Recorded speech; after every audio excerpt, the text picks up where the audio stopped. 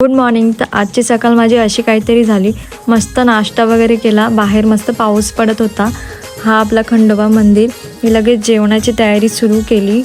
डाळ स्वच्छ धुवून कुकरला लावून घेतली आणि एकीकडे आपले दूधसुद्धा तापत होते. आज मला सकाळ सकाळच खूप सुस्ती येत होती म्हणून कॉफी करायला घेतली.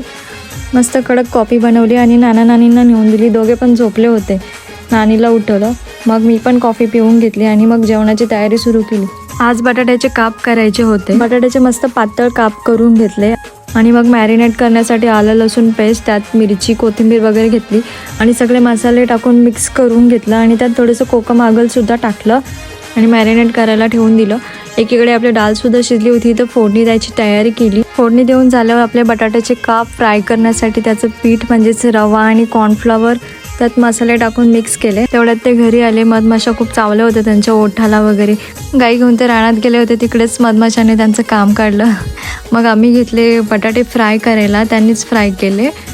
ते फ्राय करत होते तर मी एकीकडे भात लावला आणि किचनमध्ये भांडी खूप साचली होती बेसिनमध्ये. ती भांडी घासून घेतली आणि ओटा साफ करून घेतला. मग आम्ही जेवण बाहेर घेऊन गेलो आणि जेवायला बसलो. त्यांना दोघांना मी ताटं वाढली.